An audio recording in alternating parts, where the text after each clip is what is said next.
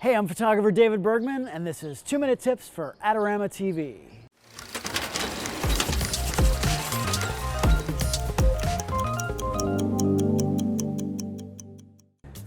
Here in New York City, we spend a lot of time riding the subway, and there are some times when I have to take photo gear onto the train. I've got some good tips to keep your camera gear safe from getting stolen, whether you're on the subway or walking around anywhere in the world. Personally, I don't do a lot of street photography, so I don't generally have my cameras out. What I do is I put them in my bag before I leave the house, and that way it's not visible. Carrying a camera around my neck or over my shoulder is a major target for thieves. Speaking of bags, I use a regular old backpack to transport my stuff. The camera companies make some bags that don't quite look like camera bags, but they still kind of look like camera bags. You really don't want to draw any attention to yourself and the fact that you have a lot of expensive gear in your bag.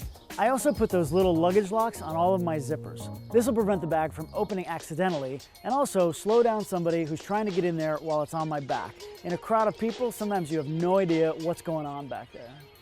If for some reason I leave the house without a lock, what I'll do is take those little ties that are attached to the zippers and loop them through each other 2 or 3 times. This isn't foolproof, of course, but it'll slow down somebody who's trying to get into your bag without you knowing it.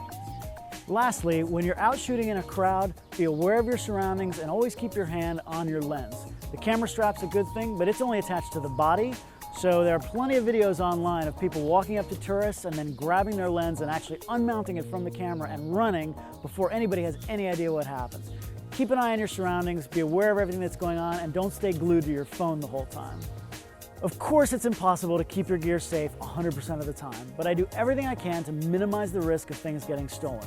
Keep my gear put away, use an inconspicuous bag and keep it locked, and keep my hand on my lens when I'm out in a crowd of people at all times.